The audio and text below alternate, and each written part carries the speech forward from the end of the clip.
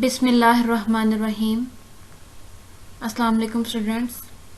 Welcome to online class of Dararkam schools. Our chapter number 6 is structure of an atom. Today we will study about distribution of electrons in shells. Before starting our topic, we have to know about shells, that what are shells. So if we study its definition, the paths of movement of electrons around the nucleus, यानी nucleus के around electrons की movement के लिए ऐसे path, ऐसे रास्ते, उनको आप क्या बोलोगे? शेल्स। जिस तरह से हम लोग पहले पढ़ चुके हैं कि सन के अराउंड जितने भी प्लैनेट्स हैं वो अपने ऑर्बिट्स में रिवॉल्व करते हैं, उसी तरह से ये इलेक्ट्रॉन्स जो हैं वो न्यूक्लियस के अराउंड अपने शेल्स में रिवॉल्व करेंगे। Electrons are distributed in different shells. Shells are also called energy levels. These shells are labeled as K, L, M, N, O, P, Q, etc. K is the first shell. अब यहाँ पर जैसे आपको picture में भी नज़र आ रहा है कि सेंटर में आपके पास पॉजिटिवली चार्ज न्यूक्लियस है जिसमें प्रोटॉन्स और न्यूट्रॉन्स प्रेजेंट होंगे, और उसके अराउंड ये आपको दो शेल्स नज़र आ रहे हैं। ठीक है, फिलहाल इस पिक्चर में यहाँ पर आपको दो शेल्स दिखाए गए हैं। पहले शेल में देखें, which is shell number 1, it is also called K shell, इसे आप के शेल भी बोल सकते हो। सेकेंडली हमारे पास सेकेंड शेल है जिसको आप एल शेल भी बोल सकते हो। ठीक है, इसी तरह से हमारे पास थर्ड शेल होगा जिसको आप एम शेल कह सकते हो। तो शेल्स को आप एनर्जी लेवल्स भी बोल सकते हैं। ये आपका फर्स्ट एनर्जी लेवल है और जो सेकंड शेल है वो आपका सेकंड एनर्जी लेवल है। इन ऑर्बिट्स में, इन शेल्स में इलेक्ट्रॉन्स जो हैं वो न्यूक्लियस के अराउंड रिवॉल्व करते हैं, मींस न्यूक्लियस के अराउंड डिफरेंट पाथ्स में मूव करते हैं। We can calculate the number of electrons in a shell using the formula number of electrons in a shell is equal to 2n की power 2, where n is the number of shell। यानी इस formula के जरिए हमें ये पता चलेगा कि किसी भी शेल में मैक्सिमम कितने इलेक्ट्रॉन्स आ सकते हैं। फॉर एग्जाम्पल शेल नंबर 1 और के शेल, 2n की power 2 is equal to 2, n की जगह अब हमने यहाँ पर क्या पुट करना है? 1। क्यों 1 पुट कर रहे हैं? क्योंकि हमारे पास शेल नंबर क्या है? 1। n is showing the shell number। Shell number 1 था तो हमने यहाँ 1 पुट किया, 1 का स्क्वायर 1 एंड 2 1s are 2। तो हमें क्या पता चला कि फर्स्ट शेल के शेल में मैक्सिमम 2 इलेक्ट्रॉन्स आ सकते हैं, 2 से ज्यादा नहीं आ सकते। नेक्स्ट शेल नंबर 2 और एल शेल, उसमें देख लेते हैं। हमने n की जगह क्या पुट करना है? 2, क्योंकि हमारे पास शेल नंबर क्या है? 2। 2 का स्क्वायर क्या होगा? 4 एंड 4 2s are 8। यानी कि एल शेल में, शेल नंबर 2 में मैक्सिमम 8 इलेक्ट्रॉन्स आ सकते हैं, इससे ज़्यादा नहीं आ सकते। उसी तरह शेल नंबर 3 में 18 इलेक्ट्रॉन्स आ सकते हैं और शेल नंबर 4 में हमारे पास मैक्सिमम 32 इलेक्ट्रॉन्स आ सकते हैं। तो इस तरह से हम फाइंड आउट कर सकते हैं कि किस शेल में कितने इलेक्ट्रॉन्स मैक्सिमम आ सकते हैं। Now let's discuss about atomic structure of the first 18 elements. So first element is hydrogen। Centre में ये न्यूक्लियस का पोर्शन दिखाया गया है जिसमें 1 प्रोटॉन प्रेजेंट है। एज यू नो हाइड्रोजन में न्यूट्रॉन प्रेजेंट नहीं होता। सो 1 प्रोटॉन मीन्स इसमें इलेक्ट्रॉन भी कितने प्रेजेंट होंगे? 1,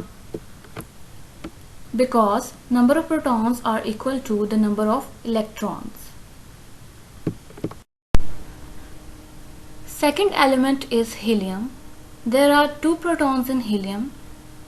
It means it must have 2 electrons। So we will fill in first shell 2 electrons। Next lithium एक और एलिमेंट है, थर्ड एलिमेंट है जिसमें 3 प्रोटॉन्स होते हैं। 3 प्रोटॉन्स होने का क्या मतलब है? इसमें इलेक्ट्रॉन्स भी कितने होंगे? 3। अब इसकी फिलिंग किस तरह से होगी? फर्स्ट शेल में हमने जैसा कि अभी पढ़ा कि के शेल में कितने मैक्सिमम इलेक्ट्रॉन्स आ सकते हैं, फार्मूला लगाकर अभी हमने देखा था, उसमें मैक्सिमम 2 इलेक्ट्रॉन्स आ सकते हैं। तो फर्स्ट शेल में मैक्सिमम हम कितने इलेक्ट्रॉन्स फिलअप करेंगे? 2 इलेक्ट्रॉन्स। अब 3 इलेक्ट्रॉन में से 2 इलेक्ट्रॉन्स हमने फर्स्ट शेल में डाल दिए, पीछे कितने इलेक्ट्रॉन्स बचे? 1 इलेक्ट्रॉन बच गया पीछे, जो कि हम नेक्स्ट शेल में डाल देंगे। नेक्स्ट बेरिलियम में 4 प्रोटॉन्स प्रेजेंट होते हैं। इट मीन्स इसमें इलेक्ट्रॉन्स भी कितने होंगे? 4। फर्स्ट शेल में उसी तरह के शेल में हमने जैसे पढ़ा था कि मैक्सिमम 2 इलेक्ट्रॉन्स आ सकते हैं। और नेक्स्ट कितने बच गए इलेक्ट्रॉन्स? 2 इलेक्ट्रॉन्स हमने फर्स्ट शेल में डाल दिए, पीछे कितने बचे? 2 इलेक्ट्रॉन्स बच गए, मैक्सिमम 4 हैं हमारे पास, ठीक है। तो वो हमने नेक्स्ट एल शेल में डाल देने हैं, बाकी जो 2 इलेक्ट्रॉन्स बच जाएंगे। Fifth element is boron and it has 5 protons. It means it must have 5 number of electrons. First shell में उसी तरह हम 2 इलेक्ट्रॉन्स फिलअप करेंगे। 5 minus 2 means 3 इलेक्ट्रॉन्स बच गए हैं, जो कि आप नेक्स्ट एल शेल में डाल दोगे। Sixth element is carbon and it has 6 protons. It means it must have 6 electrons. First shell में उसी तरह से 2 इलेक्ट्रॉन्स फिलअप करेंगे और 6 minus 2 means 4 electrons are remaining. So remaining electrons हम अपने नेक्स्ट शेल में फिलअप कर देंगे। सेवंथ एलिमेंट नाइट्रोजन के केस में भी इसी तरह से होगा कि 7 प्रोटॉन्स हैं इसमें। इट मीन्स 7 ही इसमें क्या होंगे? इलेक्ट्रॉन्स होंगे। फर्स्ट शेल में 2 इलेक्ट्रॉन्स, उसके बाद 7 minus 2 means 5 इलेक्ट्रॉन्स जो है आपके सेकेंड शेल एल शेल में आ जाएंगे। नेक्स्ट ऑक्सीजन में भी 8 प्रोटॉन्स प्रेजेंट होते हैं। इट मीन्स 8 इलेक्ट्रॉन्स होंगे। फर्स्ट शेल में उसी तरह 2 इलेक्ट्रॉन्स फिलअप करेंगे। 8 minus 2 is equal to 6। इसका मतलब है हमारे पास एल शेल में, सेकेंड शेल में 6 इलेक्ट्रॉन्स आ जाएंगे। Next element is fluorine. Its atomic number is 9. It means it has 9 number of electrons. So first shell में इसी तरह से 2 electrons आ जाएंगे और हमारे पास second shell में 7 electrons आ जाएंगे। Next element is neon. Neon में भी उसी तरह से 10 प्रोटॉन प्रेजेंट होंगे। It means it must have 10 electrons. First shell में उसी तरह से 2 इलेक्ट्रॉन्स फिलअप होंगे, पीछे 8 इलेक्ट्रॉन बच गए, तो नेक्स्ट शेल में हमारे पास 8 इलेक्ट्रॉन आ जाएंगे।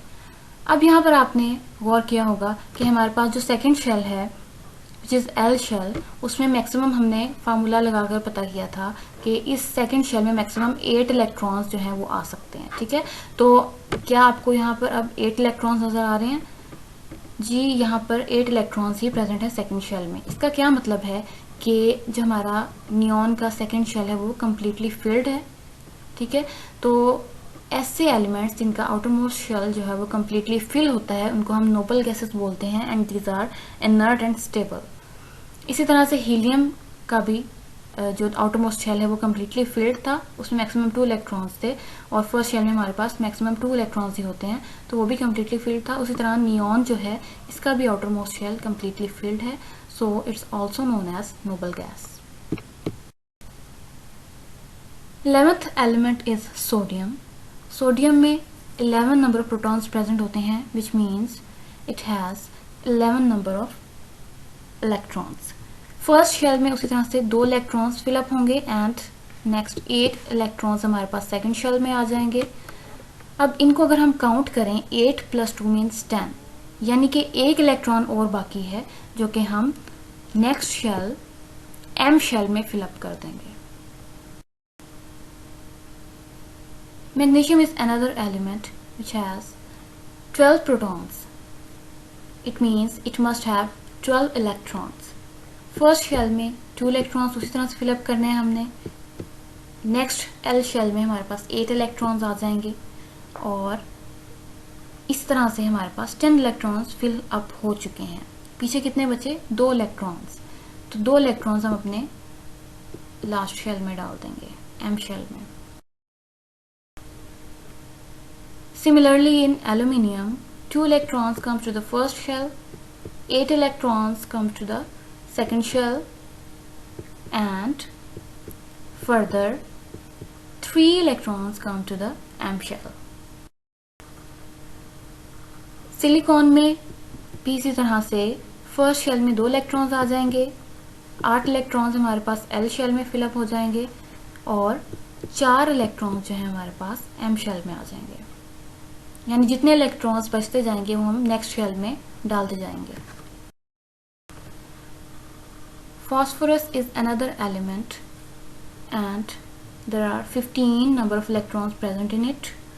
फर्स्ट शेल में इस तरह से 2 इलेक्ट्रॉन्स आ जाएंगे, 8 इलेक्ट्रॉन्स हमारे पास सेकेंड शेल में आ जाएंगे क्योंकि इससे ज़्यादा और नहीं आ सकते, और 5 इलेक्ट्रॉन्स जो है हमारे पास एम शेल में आ जाएंगे। नेक्स्ट, सल्फर में 16 नंबर ऑफ इलेक्ट्रॉन्स प्रेजेंट होते हैं। 2 इलेक्ट्रॉन्स फर्स्ट शेल में फिलअप होंगे, नेक्स्ट 8 इलेक्ट्रॉन्स जो हैं वो एल शेल में फिलअप होंगे एंड 6 इलेक्ट्रॉन्स जो हैं वो आपके पास एम शेल में फिलअप होंगे। Chlorine is another element, it has 17 number of electrons. पहले शेल में 2 इलेक्ट्रॉन्स, दूसरे शेल में 8 इलेक्ट्रॉन्स और तीसरे शेल में एम शेल में 7 इलेक्ट्रॉन्स आ जाएंगे। और 18th element is argon. There are 18 number of protons. It means it must have 18 number of electrons in it. In first shell, there are 2 electrons and 8 electrons are present in the second shell. Next, आपके पास remaining electrons 8 होंगे जो कि आपके पास M shell में आ जाएंगे। इस page पर यहाँ पर आपके कुछ हाईलाइट पॉइंट्स हैं जिसमें से आपको शॉर्ट क्वेश्चंस भी आ सकते हैं और एमसीक्यू पॉइंट ऑफ व्यू से भी बहुत ज़्यादा इंपॉर्टेंट है। यहाँ पर आपको शेल्स की डेफिनेशन आ सकती है या फिर ये फार्मूला पूछा जा सकता है या फिर ये पूछा जा सकता है कि किस शेल में मैक्सिमम कितने इलेक्ट्रॉन्स अकोमोडेट हो सकते हैं। Now there is a question that why do atoms combine? Atoms combine with other atoms but they stop reacting with other atoms, become stable when their outermost shell is complete, having 8 electrons, or they have only one shell, K shell, with 2 electrons. For this purpose, an atom can lose, gain or share its electrons with other atoms. ये बात हम लोग पहले पढ़ चुके हैं neon के case में, हीलियम के केस में।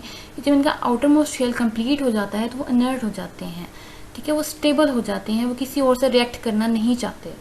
सो हर एटम स्टेबल स्टेट में आने के लिए क्या करता है, अपना जो आउटर मोस्ट शेल है वो कंप्लीट करने के लिए या तो वो इलेक्ट्रॉन दे देता है किसी दूसरे एटम को या फिर इलेक्ट्रॉन गेन कर लेता है। सो इसको हम बॉन्डिंग भी कह सकते हैं। So that's why atom combine to form bonds. So इस केस में हाइड्रोजन की एग्जाम्पल दी गई है, 2 atoms of hydrogen combine to form a hydrogen molecule by sharing its electrons. अब यहाँ पर 2 आपको हाइड्रोजन के एटम्स दिखाए गए हैं जिसमें आपने अभी पढ़ा है कि हाइड्रोजन में एक ही इलेक्ट्रॉन प्रेजेंट होता है, एक इलेक्ट्रॉन इस एटम का और एक इलेक्ट्रॉन इस एटम का।